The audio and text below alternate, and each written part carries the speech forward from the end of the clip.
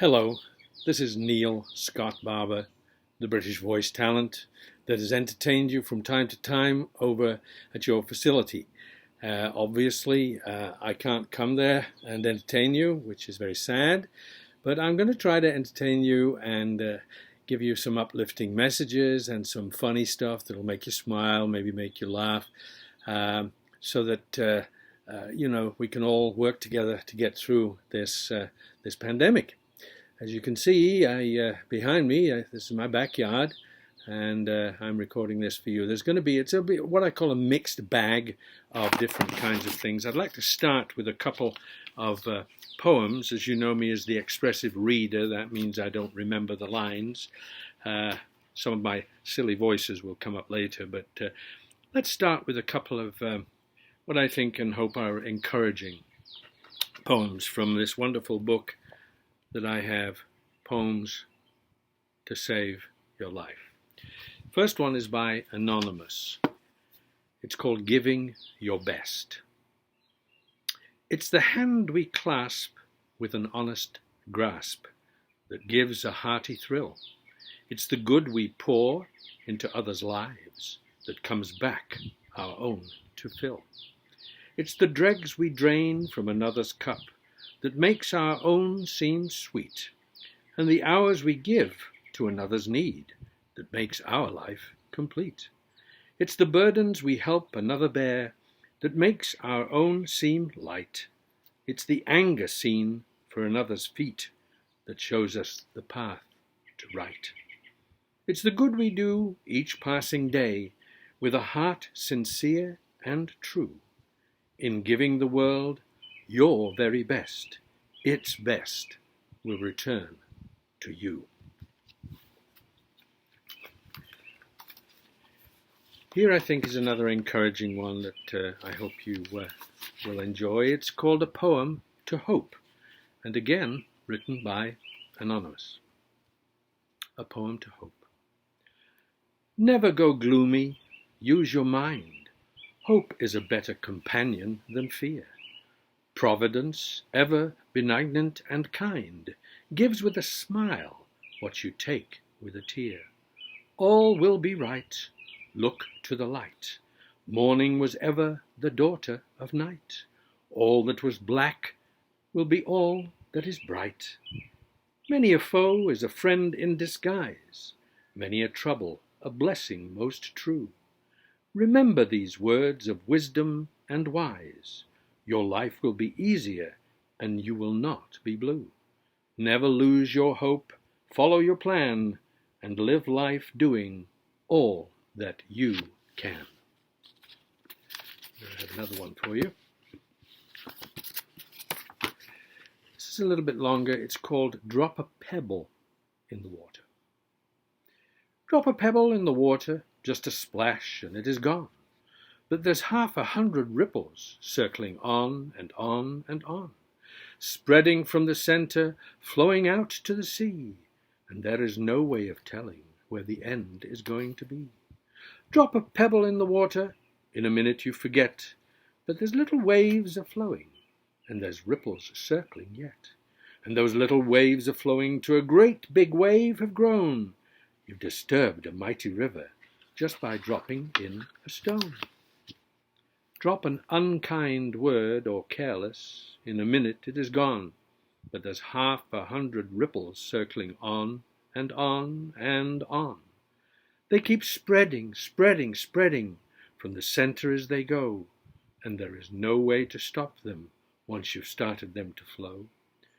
Drop an unkind word or careless, in a minute you forget, but there's little waves a-flowing and there's ripples circling yet. And perhaps in some sad heart a mighty wave of tears you've stirred, and disturbed a life was happy ere you dropped that unkind word. Drop a word of cheer and kindness, just a flash and it is gone, but there's 100 ripples circling on and on and on, bearing hope and joy and comfort on each splashing, dashing wave, till you wouldn't believe the volume of the one kind word you gave. Drop a word of cheer and kindness, in a minute you forget, but there's gladness still a-swelling, and there's joy a-circling yet. And you've rolled a wave of comfort whose sweet music can be heard over miles and miles of water just by dropping one kind word. James W. Foley. Now let's look at, maybe I'll start with a story by Irma Bombeck. I love her stories, and I hope you do too. I've picked out a couple which I thought would be interesting for you to hear, and then later on I've got some shorter poems as well. This one is called When God Created Mothers, and this was actually from May 12, 1974. Interestingly enough, for some reason, I was born on May 12, a little earlier than that, though, 1942. So here we go, and I can't do Irma's voice, but I'll try to read as if I am a lady. When the good Lord was creating mothers, he was into his 6th day of overtime, when the angel appeared and said, "You're doing a lot of fiddling around on this one." The Lord said, "Have you read the specs on this order? She has to be completely washable, but not plastic. Have 180 movable parts, all replaceable. Run on black coffee and leftovers. Have a lap that disappears when she stands up. A kiss that can cure anything from a broken leg to a disappointed love affair. And 6 pairs of hands." The angel shook her head slowly and said, "6 pairs of hands? No way." "It's not the hands that are causing me problems," said the Lord. "It's the 3 pairs of eyes that mothers have to have." "That's on the standard model?" asked the angel. The Lord nodded. 1 pair that sees through closed doors when she asks, "What are you kids doing in there?" when she already knows. Another here in the back of her head that sees what she shouldn't, but what she has to know. And of course the ones here in front that can look at a child when he goofs up and say, "I understand and I love you," without so much as uttering a word. "Lord," said the angel, touching his sleeve gently, "come to bed. Tomorrow—" "I can't," said the Lord. "I'm so close to creating something close to myself. Already I have one who heals herself when she is sick, can feed a family of 6 on 1 pound of hamburger, and can get a 9-year-old to stand under a shower." The angel circled the model of a mother very slowly and sighed, "It's too soft." "But tough," said the Lord excitedly. "You cannot imagine what this mother can do or endure." "Can it think?" "Not only think, but it can reason and compromise," said the Creator. Finally, the angel bent over and ran her finger across the cheek. "Oh, there's a leak," she pronounced. "I told you that you were trying to put too much into this model." "It's not a leak," said the Lord. "It's a tear." "What's it for?" "It's for joy, sadness, disappointment, pain, loneliness, and pride." "You are a genius," said the angel. The Lord looked somber. "I didn't put it there." Here's another one. This is also about mothers, I guess, and she wrote this in 1975. It's called Things My Mother Taught Me. It's an assignment for one of her kids. One of my kids had an English assignment the other night to do a paper on things my mother taught me. I couldn't help but be flattered. As he wrote feverishly in his notebook for the better part of 45 minutes. When he was finished, I asked, "Do you mind if I read it?" He shrugged. "Okay, if you want to, but don't get it dirty." Things my mother taught me. Logic. If you fall off that swing and break your neck, you're not going to the store with me. Medicine. If you don't stop crushing your eyes, they're going to freeze that way. There is no cure, no telethon, and no relief for frozen eyes. Optimism. You're going to enjoy yourself at that birthday party, or I'm going to break every bone in your body. Philosophy. You show me a boy with a pet snake, and I'll show you a boy who wants his mother dead. ESP. Put on the sweater. Don't you think I know when you are cold? Science. You put your hand out the car window and it'll blow off. Gravity. What goes out must blow off. Insight. Do you realize that 50 million children in Southeast Asia consider broccoli a treat, like ice cream? How do you get a broccoli deficiency? Finance. I told you the Tooth Fairy is writing checks because computerized billing is easier for the IRS. Challenge. Where is your sister? And don't talk with food in your mouth. Answer me! Ethics.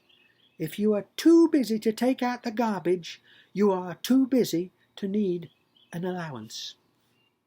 Genealogy. Shut that door, or were you born in a barn? You're asking me? Suspense. Can you guess what I found under your bed today? Humour.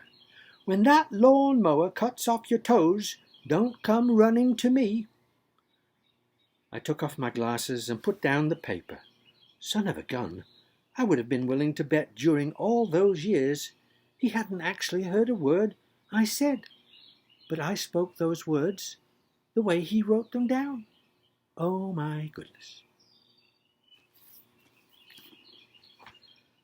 Let's move on now to some short quotes.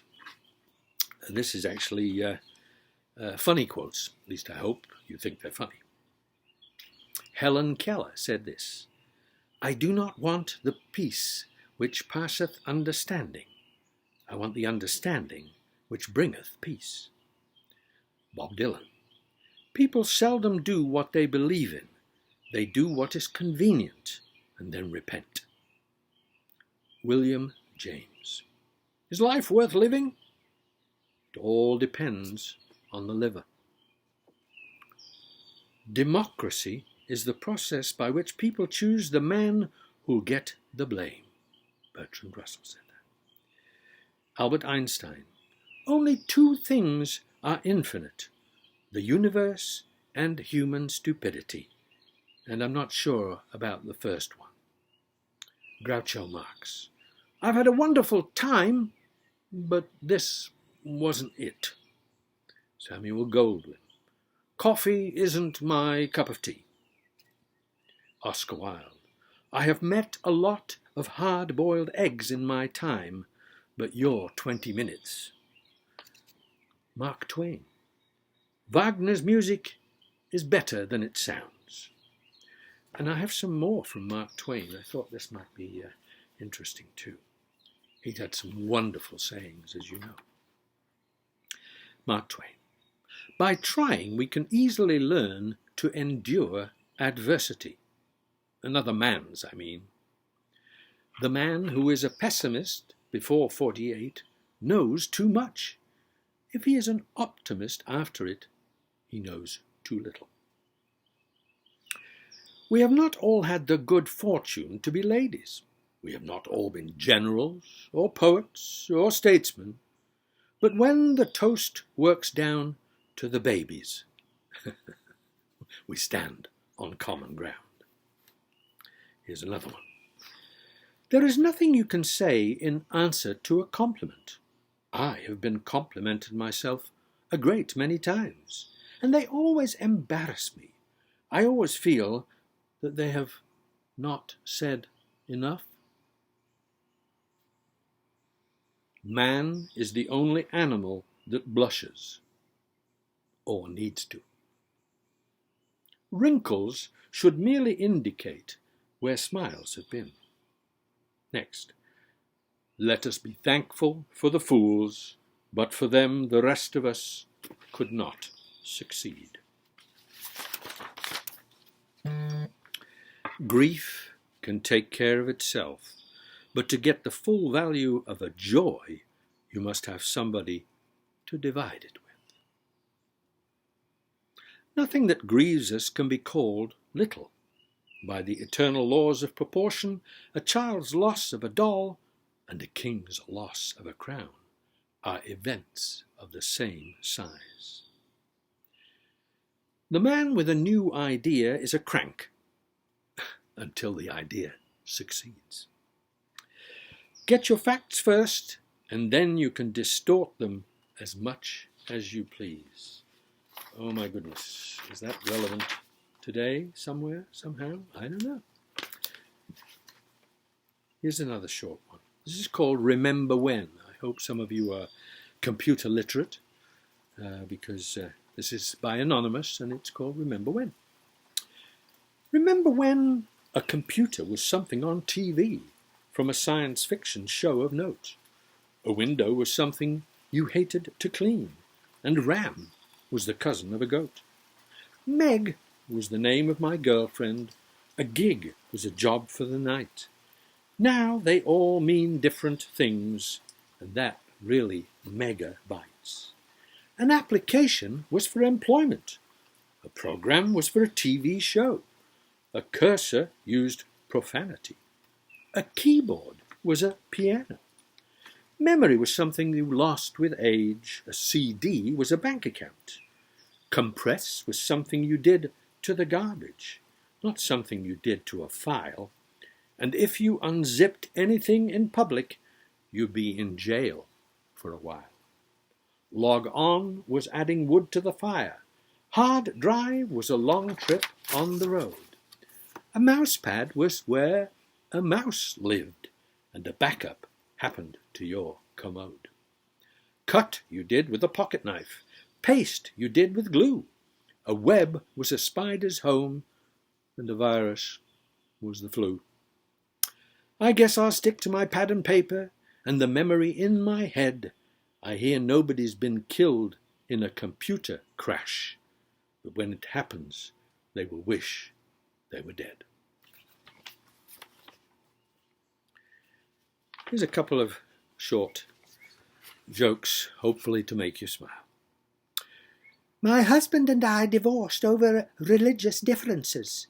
He thought he was God, and I didn't. I don't suffer from insanity. I enjoy every minute of it. I used to have a handle on life, but it broke. Don't take life too seriously. No one gets out alive.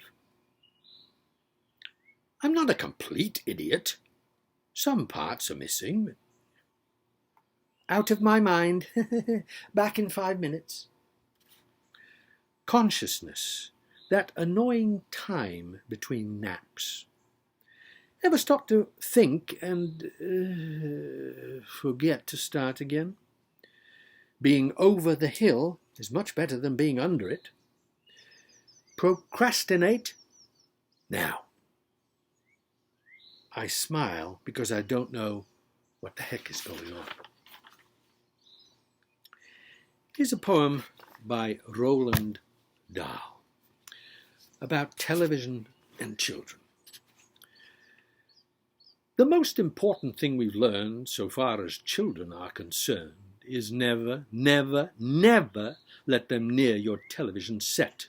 Or better still, just don't install the idiotic thing at all. In almost every house we've been, we've watched them gaping at the screen. They loll and slop and lounge about and stare until their eyes pop out. Last week in someone's place we saw a dozen eyeballs on the floor. They sit and stare and stare and sit until they're hypnotized by it, until they're absolutely drunk with all that shocking, ghastly junk. Oh yes, we know it keeps them still. They don't climb out the windowsill. They never fight or kick or punch.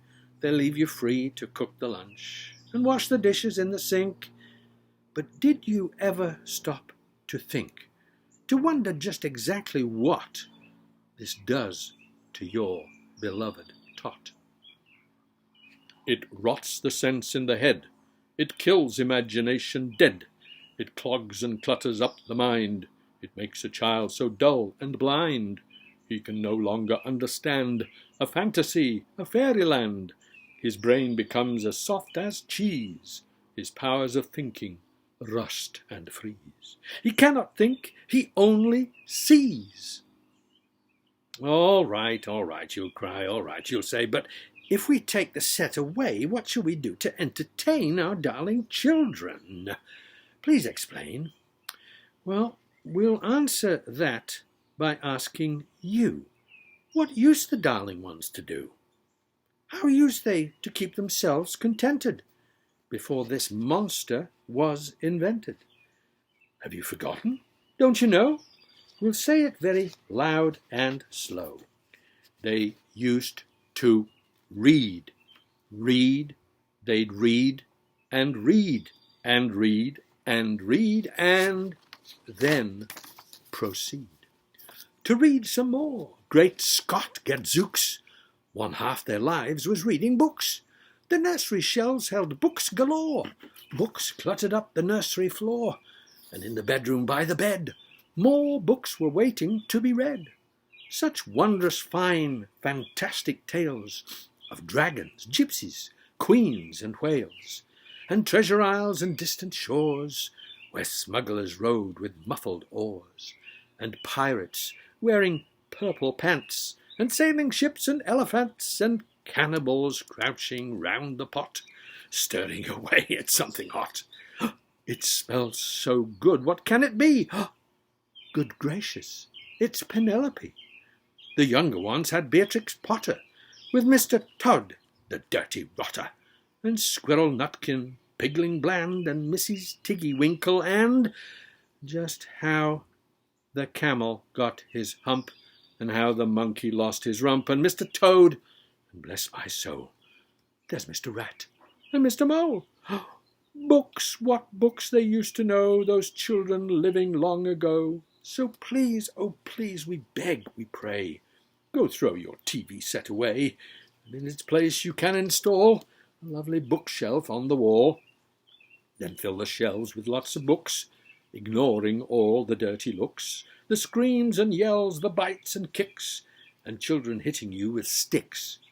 Fear not, because we promise you that in about a week or two, or having nothing else to do, they'll now begin to feel the need of having something to read. And once they start, oh boy, that fills, you watch the slowly growing joy that fills their hearts. They'll grow so keen, they'll wonder what they'd ever seen in that ridiculous machine, that nauseating, foul, unclean, repulsive television screen.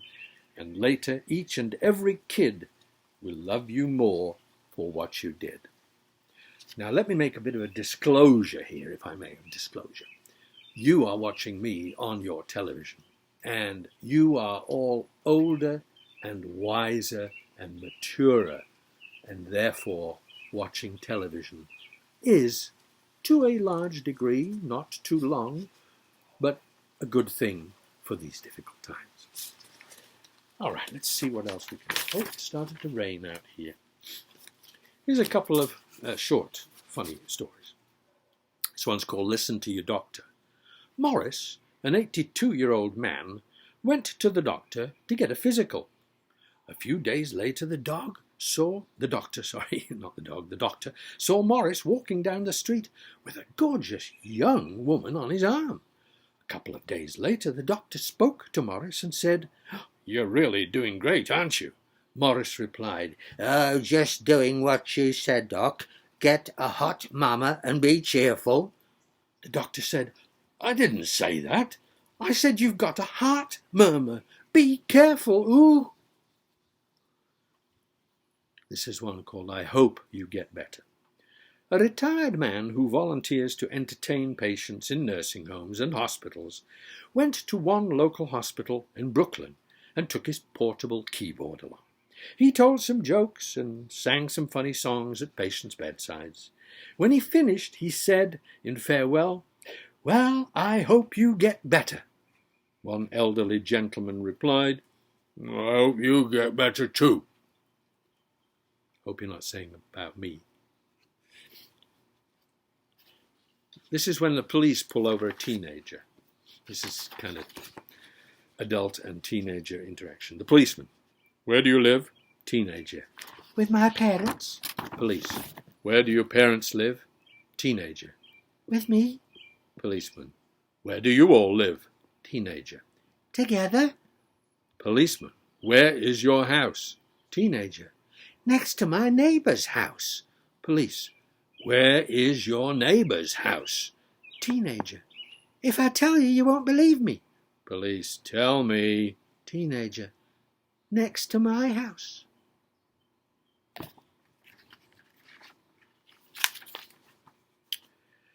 I think you have seen me do my Winston Churchill with my hat and the cigar and the lights and all the lights, I mean, the glasses and so forth. And so I'm going to just have just a couple of his wonderful sayings that he said over the years, just to brighten us up. He was, of course, Prime Minister in the darkest hour in Britain, and we now have our darkest hour here in the USA. So a couple of his funny sayings that hopefully you'll enjoy. A lot of people used to think that he drank rather a lot, and he did, but he was always smart up here. He was always quick with a riposte or a funny story. But some people really did think he drank too much. And one day, lady in the Houses of Parliament, Bessie Braddock, big lady with a deep voice, said, "Sir, you are drunk." Churchill replied, "Madam, you are ugly. I shall be sober in the morning." Next one, Nancy Astor, very bright lady in the Houses of Parliament with a rather high-pitched voice, said, "Sir, if you were my husband, I would give you poison." Churchill replied, "If I were your husband, I would take it." He used to say this a lot in the Houses of Parliament when he was speaking. "Don't interrupt me while I'm interrupting." In the course of my life, I have often had to eat my words, and I must confess that I've always found it a wholesome diet. In fact, I have never developed indigestion from eating my words. Personally, I'm always ready to learn, although I do not always like being taught. 3 items about truth. There are a lot of lies going around, and half of them are true. In wartime, truth is so precious that she should always be attended by a bodyguard of lies. A lie gets halfway around the world before the truth has a chance to get its pants on. History will be kind to me, for I intend to write it. And lastly, you can always count on Americans to do the right thing after they've tried everything else.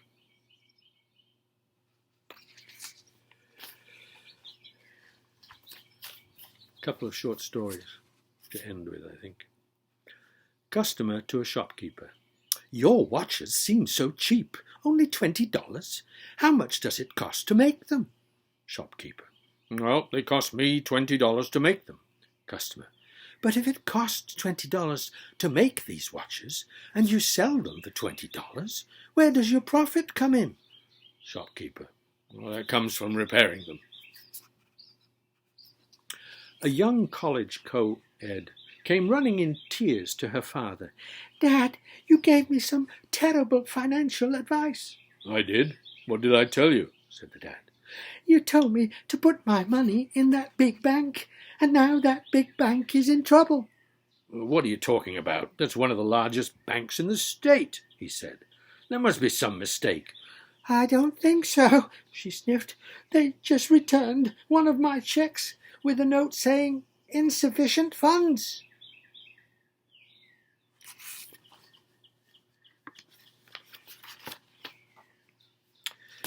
Here's another little story about money.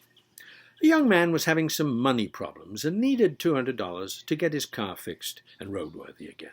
But he'd run out of people to borrow from, so finally he calls his parents via the operator. This is obviously a few years ago where you call via an operator, and reverses the charge and says to his dad, I need to borrow $200. At the other end, his father says, Sorry, can't hear you, son. I think it may be a bad line.